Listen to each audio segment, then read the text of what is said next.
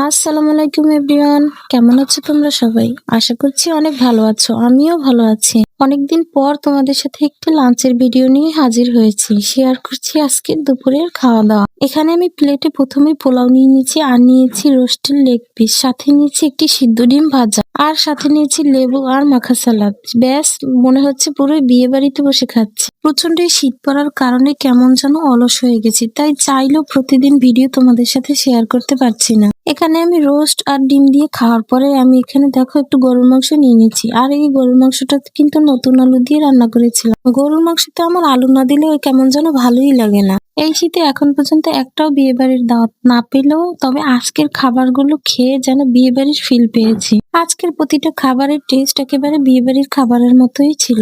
বিশেষ করে এই গরুর মাংসটা, এই গরুর মাংস রান্নাটা আজকে এত মজা হয়েছিল যেন এখনো এর স্বাদ মুখে লেগে আছে। যদি কেউ চাও তাহলে আমি এই গরুর মাংসের রেসিপিটা তোমাদের সাথে শেয়ার করব। আজ শুক্রবারে তোমরা কে কি দিয়ে খাবার খেলে আমাকে কমেন্ট করে জানিও। তোমাদের সাথে কথা বলতে বলতে আমার খাওয়া তো প্রায় শেষের দিকে। আর লাস্টের এই তেল চর্বিওয়ালা মাংসের পিসটা তো খেতে সেই মজা, আর সাথে একটু রগও ছিল। এটা তো আমার অনেক ফেভারিট।